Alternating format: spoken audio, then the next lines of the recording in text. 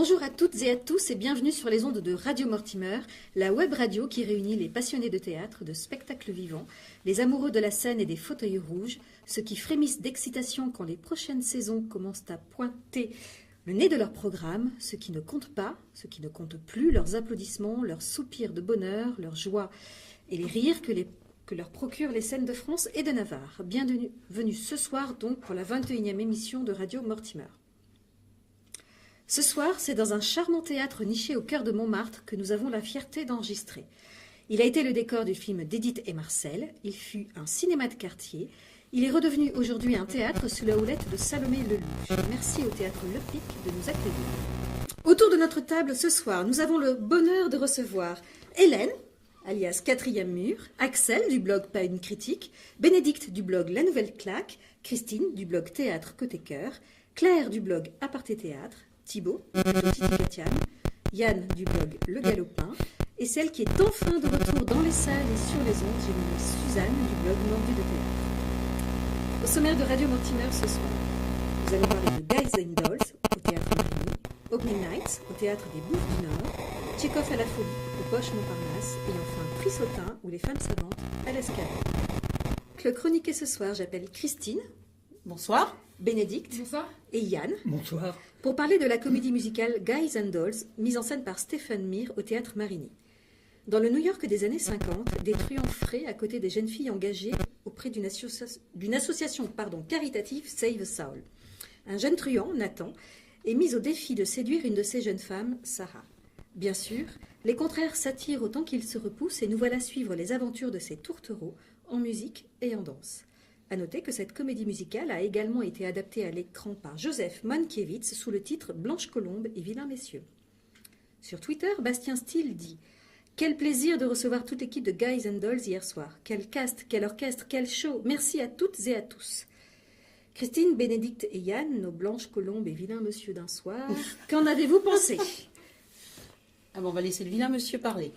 Alors, tout d'abord, je suis très heureux parce que c'est la première fois, je crois, que sur Radio Mortimer, on chronique un spectacle musical et j'espère que ce ne sera pas le dernier. Bon, moi, j'ai trouvé le spectacle absolument formidable. Bon, c'est une comédie musicale que je connaissais de nom, mais puisque ça n'a jamais été monté en France. Donc, il y a quelques mois, j'avais regardé le film qui ne m'avait pas emballé plus que ça, mais par contre, le spectacle, j'ai trouvé ça vraiment extraordinaire, autant au niveau de la mise en scène, de la chorégraphie, qui sont donc de Stephen Mears, qui avait déjà travaillé, je crois, sur 42e rue et Singing in the Rain au Châtelet. Bon, les décors et les costumes, et surtout l'interprétation. Bon, il y a 4 personnages principaux, et je les trouve tout à fait formidables. Et il y a une comédienne danseuse chanteuse qui s'appelle Ria Jones, et qui est une véritable bombe, je trouve, tellement elle est formidable, elle est pétillante, c'est vraiment une révélation pour moi. Voilà, pour moi, c'est un peu un spectacle, j'ai trouvé que c'est un spectacle en technicolor. Voilà, on sort de là, on est heureux.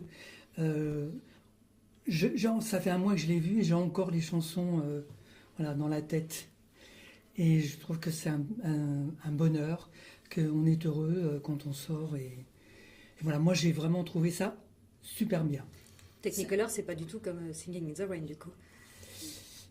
Non, mais c'est le même metteur en scène, mais oui, bon, il l'a fait un peu différemment. Okay.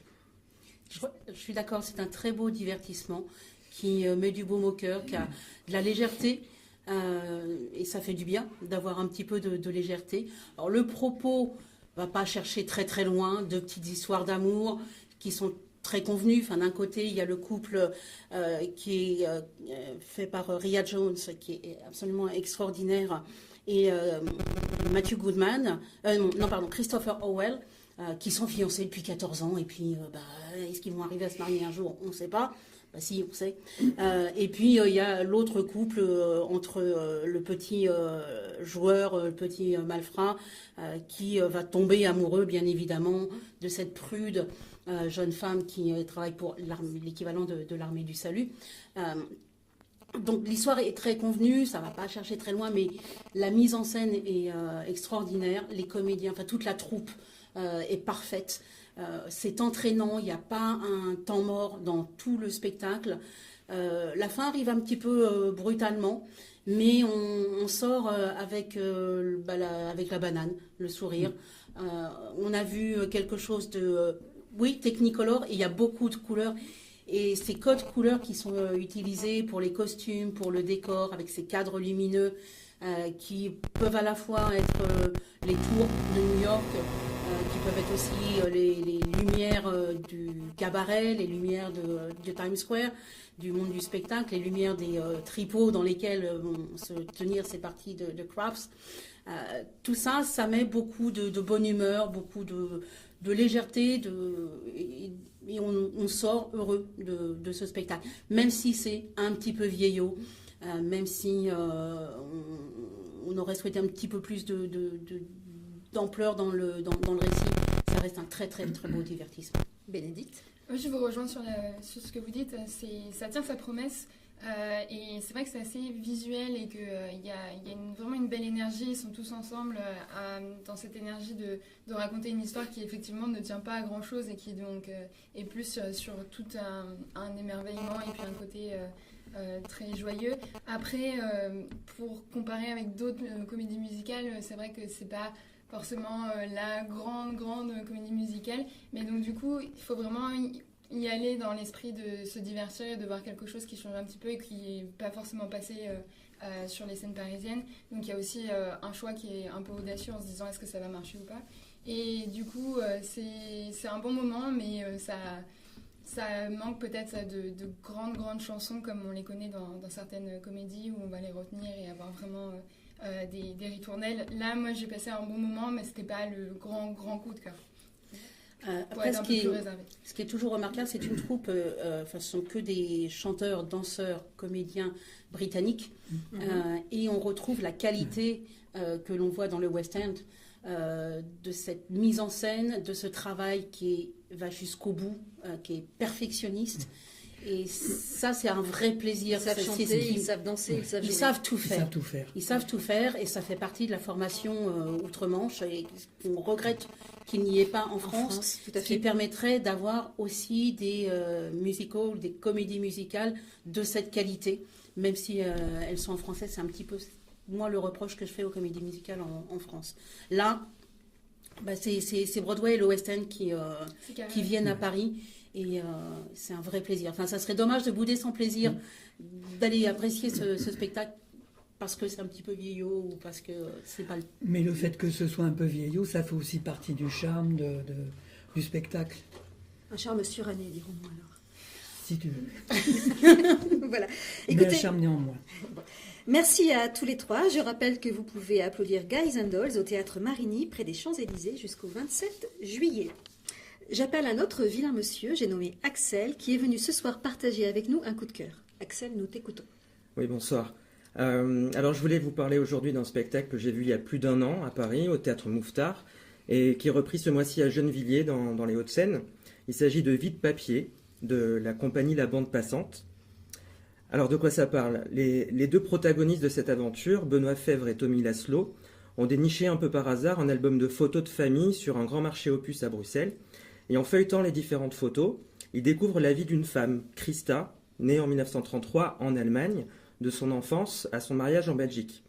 Et comme l'avait aussi très bien décrit l'autrice Isabelle Monin dans son livre « Les gens dans l'enveloppe », que je vous invite aussi à lire, si ce n'est déjà fait, dans pareil cas, la boîte à imagination fonctionne à plein régime. Les questions fusent, et nos deux aventuriers du papier décident alors de partir à la recherche de cette fameuse Christa. Sur scène, Benoît Fèvre et Tommy Laszlo vont nous faire partager leurs questionnements, les différentes étapes de leur enquête, grâce à ces fameuses photographies, ou à des collages-montages faits en direct à partir de notes, de plans, de dessins, le tout filmé et projeté. Ils nous montrent également différents épisodes de leur périple, filmés par la réalisatrice Pauline Jardel, et qui les emmènera jusqu'à Berlin. Alors j'ai oublié de préciser que c'était du théâtre d'objets documentaires, et on est captivé de bout en bout par cette enquête. Alors, il y a certes un suspense, vont-ils retrouver la fameuse Christa ? Mais surtout, on prend vraiment plaisir à suivre les deux artistes parce qu'on pourrait penser, ok, ils ont trouvé un sujet en or et puis basta. Non, c'est plus profond parce qu'il y a toute une réflexion sur la mémoire, sur le passé, sur les liens entre la petite et la grande histoire. Je rappelle que l'histoire commence dans les années 30 en Allemagne et que forcément par ricochet on se retrouve à avoir les mêmes questionnements que sur nos souvenirs, sur des éventuels non-dits familiaux et j'en passe. Je vous conseille donc de ne pas rater ce spectacle inventif et sincère de Tommy Laszlo et Benoît Febvre.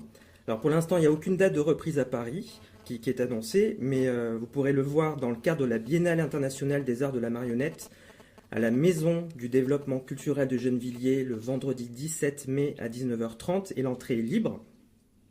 Et sinon, le spectacle sera encore en tournée la saison prochaine dans toute la France, de Pantin à Strasbourg en passant par Bruxelles.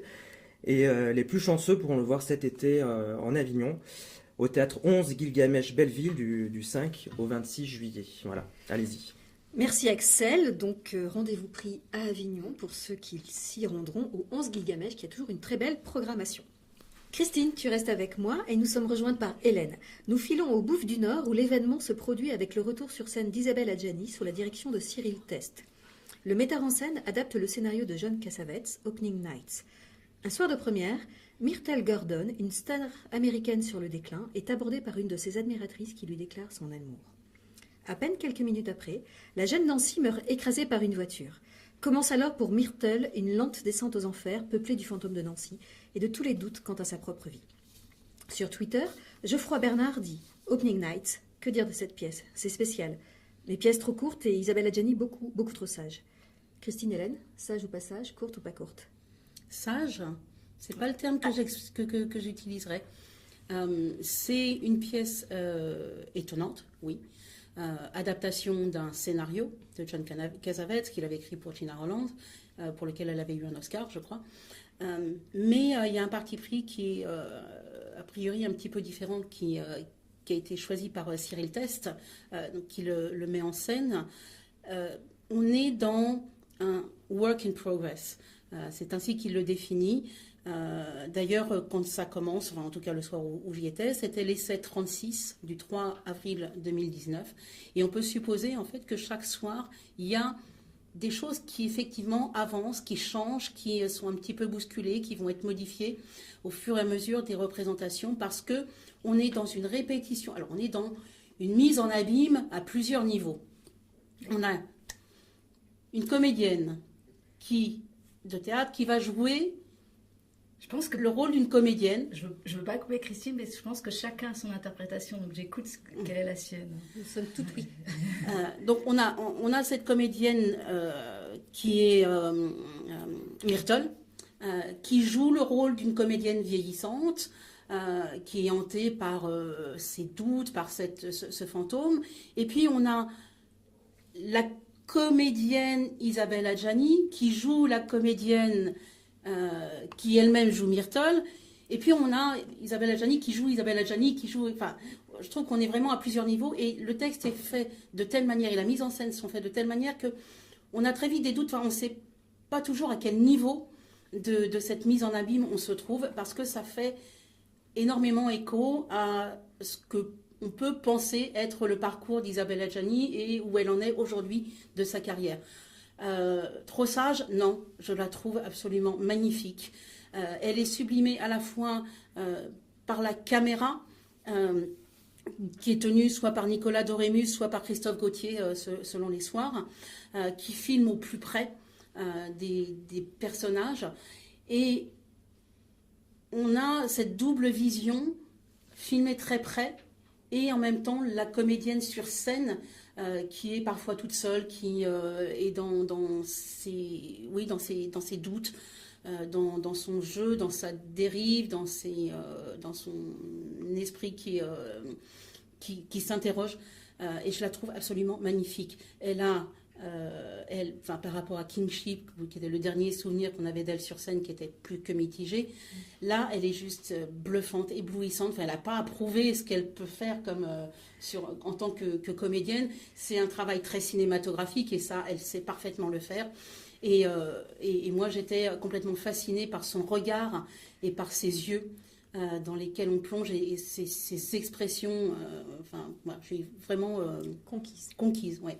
Hélène. Alors tu as commencé en présentant la pièce et en faisant un court résumé, et j'ai presque envie de dire c'est inutile de connaître ce court résumé.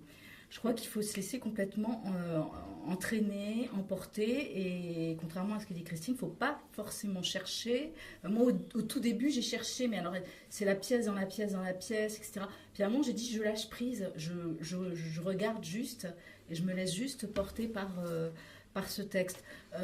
Alors, je pense que c'est une pièce qui joue une pièce dans la pièce. C'est-à-dire, je pense qu'il y a 3 mises en abîme, parce qu'à un moment, elle est appelée Lola, elle n'est pas appelée Myrtle. Donc, donc on en déduit un certain nombre de choses, mais ça n'a aucune importance. Il ne faut pas chercher à comprendre tous les méandres, parce que finalement, on se laisse porter. Et ce que j'ai trouvé formidable, c'est qu'en réalité...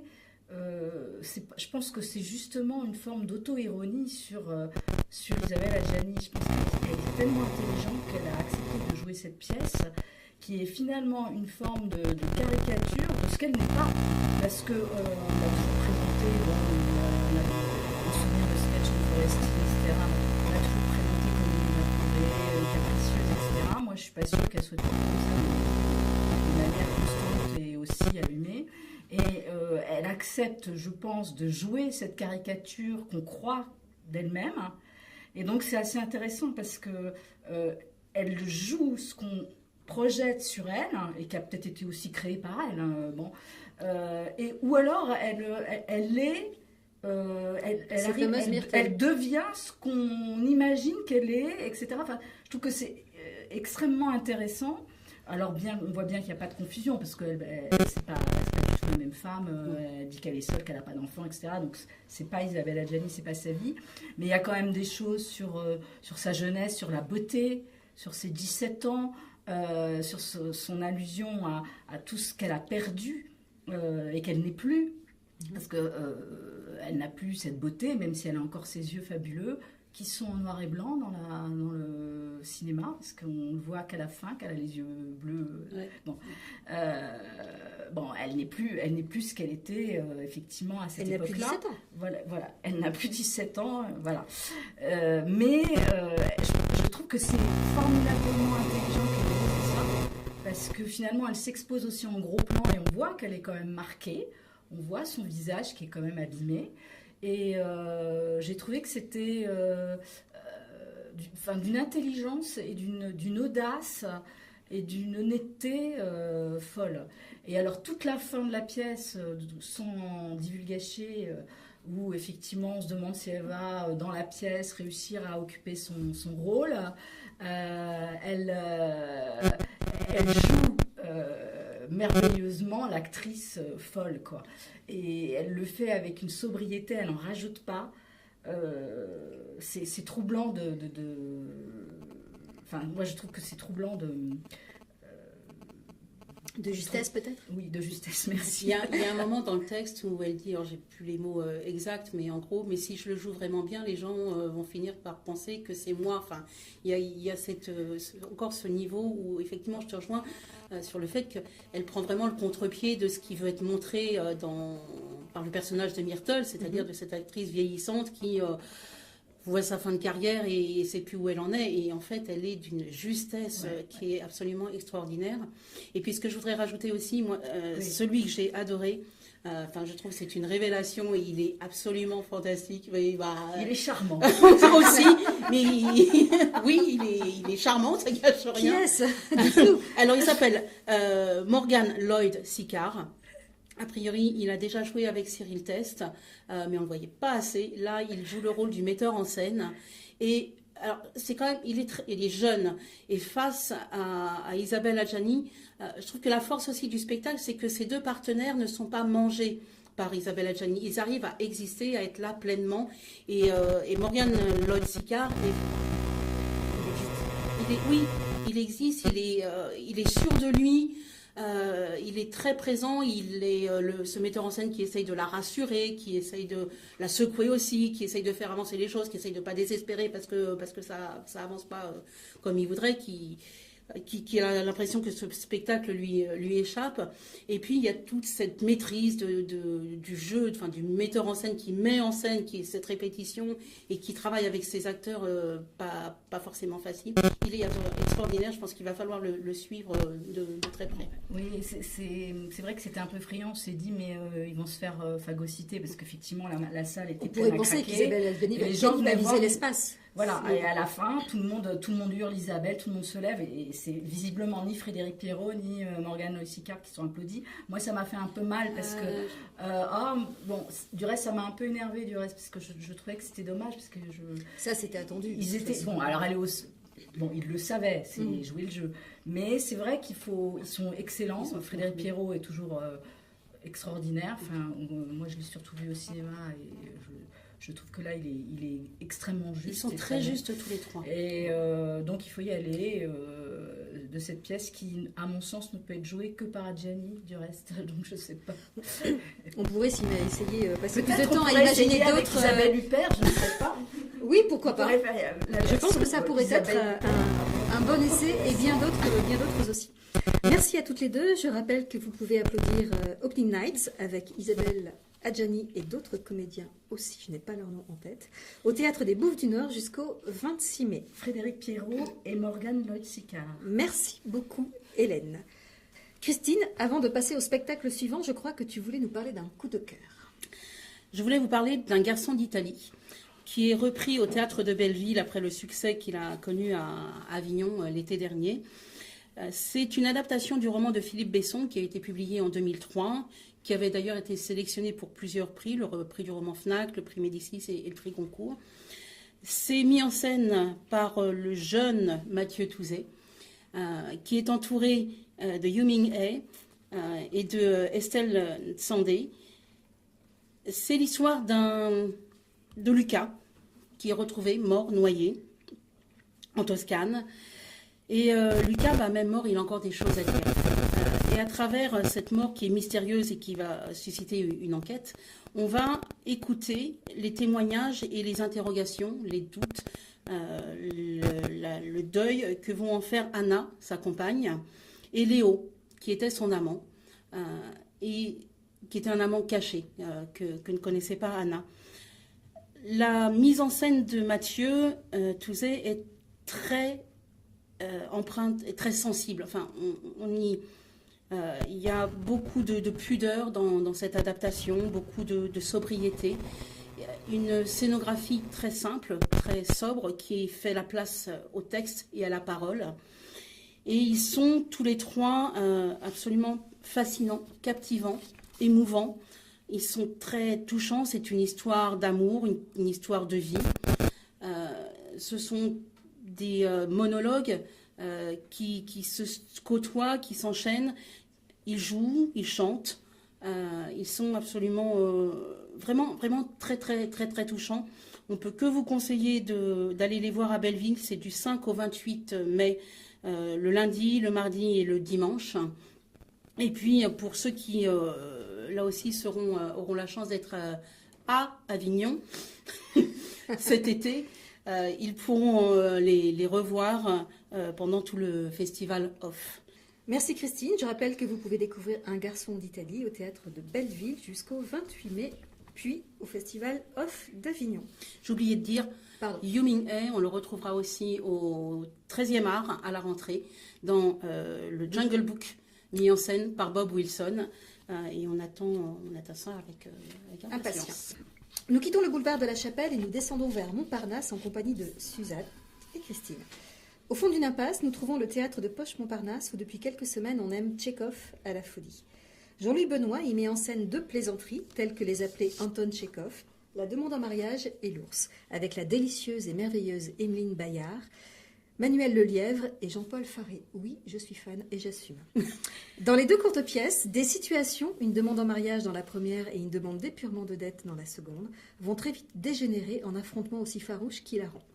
Sur Twitter, Olivier Frégaville, pour l'œil d'Olivier, dit « Deux Tchekhov burlesques pour un trio infernal, à mourir de rire.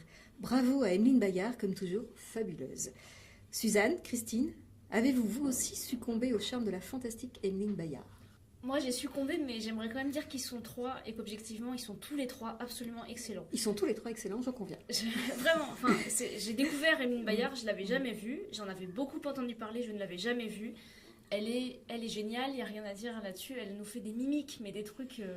Elle est hyper laxe, enfin, je ne sais pas ce qu'elle fait avec son visage, mais elle fait des trucs complètement fous. Et complètement imprévisible. Oui, et puis elle les tient, et même quand ça revient, on se dit, mais elle l'a déjà fait, mais j'étais vraiment bluffée par ce qu'elle faisait, sans jamais tirer la couverture, c'est-à-dire qu'il y a toujours un jeu avec son partenaire, ils sont toujours ensemble, il n'y a jamais un des 3 qui tire la couverture.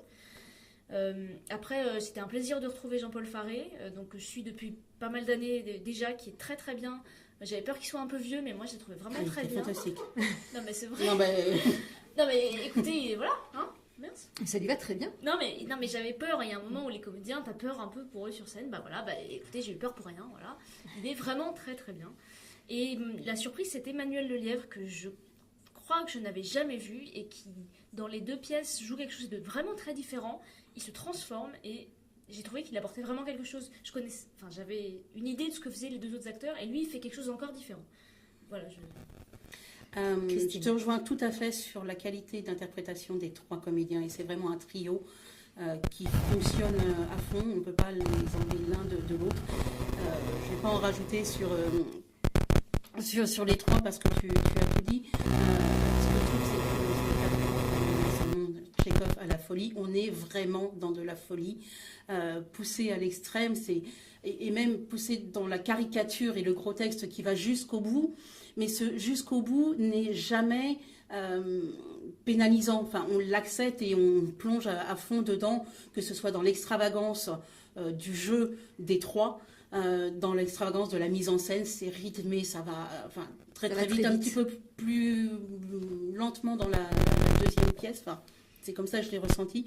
Mais en tout cas, on ne s'ennuie pas une seconde. Et je trouve que la traduction, la mise en scène et l'interprétation fait complètement ressortir tout le comique de Tchekhov, qui n'est pas habituel. On le connaît beaucoup plus pour ses pièces plutôt mélancoliques. Mais on retrouve quand même cette même critique de la société, qui est encore plus mis en exergue par justement ce ton burlesque, ce ton grotesque qui est utilisé. On retrouve tous ces thèmes de la transmission, la description de ces paysans qui sont prêts à tout pour garder le moindre lopin de terre. Petit bout de terre, tout à tout fait. Petit bout de terre, c'est absolument extraordinaire. Et quand ils réalisent que par le mariage, finalement, on va pouvoir le garder. Enfin, il n'y a pas besoin de se battre pour ça. Et en même temps, ils sont têtus, ils sont arc-boutés sur leurs préjugés. On retrouve aussi tout le côté... C'est très slave.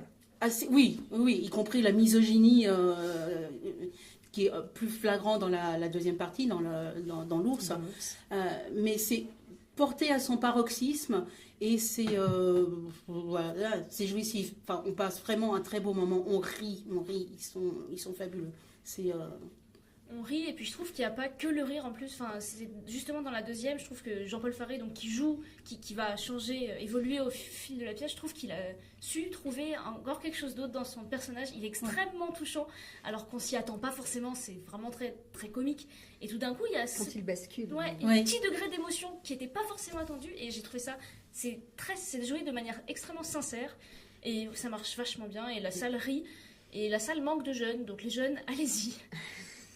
Oui, pour découvrir un autre Tchekhov qu'il faut connaître. Alors, c'est vrai que c'est deux pièces courtes qui sont quasiment toujours montées ensemble, et elles fonctionnent vraiment très très bien, surtout là dans cette mise en scène. Et ça peut convaincre un public jeune d'aller découvrir d'autres pièces de C'est de court, c'est Tchekhov. une super salle. On retrouve cette ouvreuse qui est merveilleuse aux poches, que j'aime de tout mon cœur. Elle est géniale, Elle est je confirme. géniale, non mais vraiment. Merci à toutes les deux. Je rappelle que vous pouvez applaudir Tchekhov à la folie avec Emeline Bayard, Jean-Paul Faré et Emmanuel Lelièvre dans une mise en scène de Jean-Louis Benoît jusqu'au 14 juillet. Avant de reprendre le métro, Claire du blog Aparté Théâtre me rejoint pour parler de son coup de cœur. Claire, nous t'écoutons. Alors, moi, gros coup de cœur au Théâtre de Poche Montparnasse pour Michel Forever. Donc, en fait, on est invité vraiment à prendre place autour de petites places de bistrot dans une ambiance cabaret. Alors, je ne sais pas si je peux le dire, mais je conseille de prendre un petit verre de vin avant le spectacle parce qu'il nous propose de consommer du vin ou de l'eau ou ce qu'on veut. Mais vraiment, ça permet de s'étourdir déjà un petit peu Dans le spectacle, c'est pas plus mal. Enfin, moi, j'en ai bien profité. La vie en tout d'alcool cas. est à consommer. Voilà. Pour se plonger donc dans l'univers de Michel Forever, qui est l'univers de Michel Legrand, donc c'est vraiment l'histoire d'un hommage et d'une renaissance sur scène de l'univers de Michel Legrand, donc qui est décédé en début d'année, et de la renaissance de son univers, de son talent. On a 4 personnages, donc 4 passionnés fous de son œuvre. En fait, il se présente comme ça. On a notamment une femme très élégante qui ressemble d'ailleurs beaucoup à Anouk Aimée, qui est l'actrice et chanteuse Emmanuelle Goisier. Qui explique qu'elle est une femme de la nouvelle vague. Alors elle a un petit accent précieux et snob, donc c'est vraiment très très drôle. Et elle est accompagnée donc par 3 acolytes, 2 hommes et une femme. Donc Sébastien Galeota, donc qui est en alternance avec Julien Aluguette, Gaëtan Borg et Mathilde Hennequin.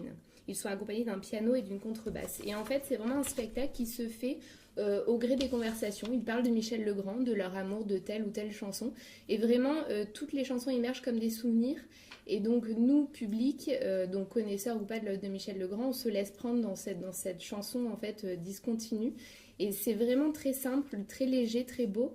On est vraiment dans une improvisation. Et donc, je dirais, c'est un peu comme un personnage de la Nouvelle Vague qui dit « c'est la vie », quoi. Voilà, on est vraiment dans quelque chose de très vivant. Alors, on saute allègrement avec ces personnages d'une mélodie de Legrand à une autre.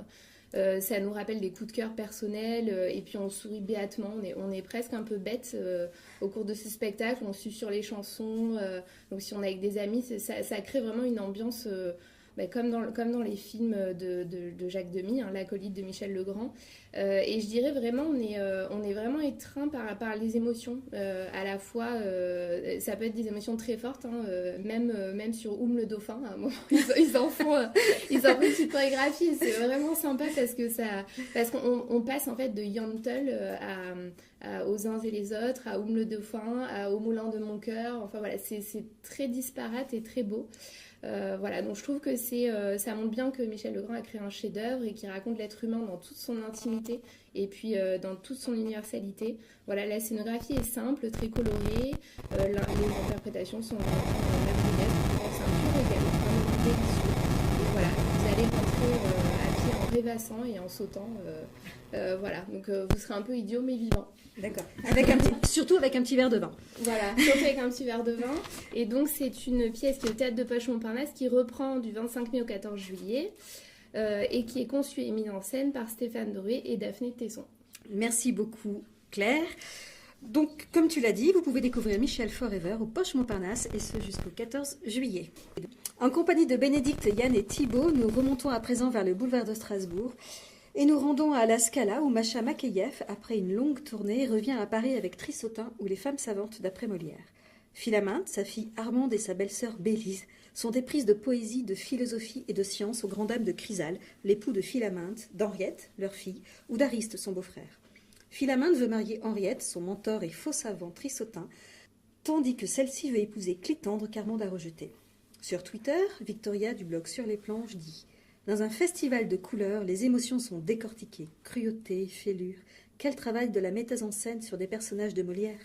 Bénédicte, Yann, Thibaut, qu'en pensez-vous ? Eh bien, moi je trouve que c'est d'abord une très bonne idée d'avoir réadapté, représenté la pièce dans les années 70, parce que c'est un moment où les choses ont évolué après mai 68, où il y a eu un peu le départ des mouvements féministes, et je trouve que c'était la meilleure époque pour réadapter, revisiter un peu cette pièce. Bon, moi j'ai trouvé que c'était une très bonne adaptation. Bon, c'est le texte de Molière, je pense qu'elle n'y a pas touché, c'est vraiment le texte de Molière, mais l'a monté d'une manière un peu colorée, pop, vive. Il y a beaucoup de mouvements, c'est sans arrêt en train de bouger. Il y a des personnages qui vont, qui viennent. Et je trouve que c'est un très bon spectacle. Personnellement, je trouve aussi que c'est tout à fait le spectacle qui peut permettre à des jeunes d'aller découvrir Molière sans qu'ils s'ennuient. Parce que on connaît le Molière qu'on lit dans les manuels, et c'est tout à fait autre chose. Moi, je suis tout à fait d'accord avec cet avis-là, et je comparerais cette version avec la version des femmes savantes qui avait été donnée il y a 3-4 ans au Théâtre de la Porte Saint-Martin par Catherine Hegel. Oui. Et et c'était d'un classicisme ennuyeux qui ne faisait pas du tout ressortir la provocation et toute la complexité de cette pièce, alors que là, Masha Makayev s'en empare avec vivacité, avec vivacité, avec intelligence, et elle fait ressortir tous les conflits et l'ambivalence des personnages, parce qu'il n'y a pas chaque personnage a sa part de lâcheté et en même temps son combat. C'est une pièce d'affrontement, mais d'affrontement dans une société en mouvement. Et je trouve que justement le choix de la placer là, je suis absolument d'accord avec Yann, dans cette période historique qui était une période aussi d'émancipation et de remise en question de toute la société d'auparavant, est vraiment très pertinente et donne une lecture au texte de Molière et montre le génie de Molière par rapport à la question de l'émancipation des femmes qui, du XVIIe siècle au milieu du XXe siècle, est la même. Et on le voit vraiment comme un grand visionnaire. Moi, je vous rejoins, mais avec une analyse plus terre à terre. Franchement, j'ai adoré, je me suis amusée. Alors que j'arrivais en étant un peu frileuse, en me disant que je ne savais pas du tout, en ayant vu quelques images, ce que ça pouvait donner. Et je sais pas, on a ce trio de femmes un peu fêlées là, qui veulent faire des expériences. Enfin, c'est hyper coloré, il y a plein de choses dans la mise en scène et qui donnent aussi de l'épaisseur à tous les personnages qui ont aussi leur temps sur scène pour jouer les uns avec les autres. Et il y a des choses qui passent aussi à travers le texte, mais entre les lignes aussi, et qui sont super bien faites. Le personnage de Bélise, qui, si je ne me trompe pas, est formidable. La belle-sœur un peu nymphomane, est vraiment géniale. Enfin, vraiment, je me suis vraiment amusée, quoi. Et du coup, je rejoins vraiment l'analyse en disant que ça peut amener des gens en tenant compte aussi du fait que les vers sont très bien dits, quoi. Vraiment, la diction et le texte de Molière est vraiment respecté aussi. Et du coup, il y a tout pour faire une mise en scène qui est pétillante et qui change et qui chamboule un peu tout ce à quoi on peut s'attendre. Et franchement, il faut y aller parce que c'est vraiment un très, très bon moment. Et on voit aussi des astuces de mise en scène qui sont très parlantes, comme le fait que les meubles disparaissent peu à peu, comme si elle plongeait sa famille dans un nouveau monde, un monde qui leur est complètement étranger. Et le personnage et aussi la mise en, les costumes et l'apparence du personnage de Trissotin, mi-homme, mi-femme, en mettant en scène le fait que Philaminte est attirée comme par ses semblables. Elle aspire à une émancipation, mais en fait, Trissotin n'est que le miroir d'elle-même, et un miroir qu'elle ne voit pas, un miroir déformé, qui n'est attiré, qui n'est qu'un autre Tartuffe, en fait. Et donc, moi, j'ai trouvé vraiment que chacun des choix était extrêmement pertinent, tout en plongeant son ambiance, en faisant des références au XVIIe siècle, au début XVIIIe, avec les musiques de Purcell et les chants lyriques de celle qui interprète Bélise, hein, Jeanne-Marie qui est une soprano de l'Opéra de Marseille. Et qui chante extrêmement bien. Le mari un peu couard aussi, enfin vraiment c'est... Les hommes sont assez faibles dans cette mise en scène. Voilà, dans cette pièce, c'est quand même, je pense, une des plus noires de Molière, puisque aucun personnage dans la famille n'était épargné. On voit dans les autres pièces, que ce soit Tartuffe ou d'autres Tartuffe ou autres, on voit quand même qu'il prend parti pour chacun, en tout cas les jeunes amants ont une image plutôt positive. Là, que ce soit Armande, la fille qui ne veut pas se marier, ou Henriette... voilà, elles ont toutes un aspect négatif. On voit que chacun, Molière ne prend pas parti et montre toute l'ambiguïté de la société. Voilà. Et puis c'est formidablement interprété. Hein. Ils sont tous excellents. Ils sont tous excellents. Du plus petit rôle, même ceux qui n'ont quasiment pas de texte à dire. Comme la servante qui a 2 scènes et elle a une présence incroyable. Et voilà, elle livre justement une espèce de parodie de combat de la parole féministe. Elle détourne totalement la parole, puisqu'elle demande qu'un mari la domine, que ce soit normal, que des maris la frappent. Alors aujourd'hui, on pourrait être complètement outré par de tels propos, mais on voit par son jeu, qui est lui-même outré, le double sens de Molière et la parodie totale que fait Molière de ce discours. Merci à tous les trois. Je rappelle que vous pouvez voir Trissotin ou les femmes savantes à la Scala dans une mise en scène de Masha Makayev jusqu'au 10 mai. Voilà, et donc je voulais juste rajouter que je rejoins Christine sur son coup de cœur pour Un garçon d'Italie et qu'il faut courir au théâtre de Belleville pour voir ce spectacle. Je peux en dire autant. Je veux remercier le théâtre Le Pic pour son accueil chaleureux et en profiter pour dire un mot sur le festival Mise en Capsule dont le théâtre Le Pic accueillera la 13e édition cette année du 20 mai au 10 juin. Mise en capsule, ce sont 17 formes courtes de 30 minutes qui s'enchaînent à raison de 5 par soir. Entre chaque pièce, on peut déguster un punch au bar, découvrir les jardins, discuter, échanger, partager autour des spectacles que l'on a vus. Parce qu'il y a des capsules qui ne pouvaient pas jouer tout le temps, donc ils ont rajouté une 18e, ce qui n'est pas facile pour le montage. Mais il y a de tout. Pour le coup, je n'ai rien vu, parce que ce n'est pas nous qui nous en occupons. Mais voilà, il y a tous les styles possibles, inimaginables. Donc 5 spectacles tous les soirs d'une demi-heure à chaque fois. Très bien. Merci beaucoup Adrien pour cette courte présentation. Merci pour votre accueil, c'était un vrai régal. Et bien voilà, nous voilà arrivés à la fin de cette émission. Merci à toutes et à tous de nous avoir suivis. Nous avons parlé de Guys and Dolls au Théâtre Marigny, de Opening Nights au Bouffe du Nord, de Tchekhov à la Folie au Poche Montparnasse et de Trissotin ou les femmes savantes à la Scala. Nous vous retrouverons le 6 juin dans une prochaine émission, mais d'ici là, vous pouvez réagir sur les réseaux sociaux, Twitter, Facebook, Instagram, en utilisant le hashtag Radio Mortimer. Nous serons ravis d'échanger avec vous. Je vous souhaite une très belle soirée, une très belle semaine et surtout, de très très beaux spectacles. Au revoir. Au revoir.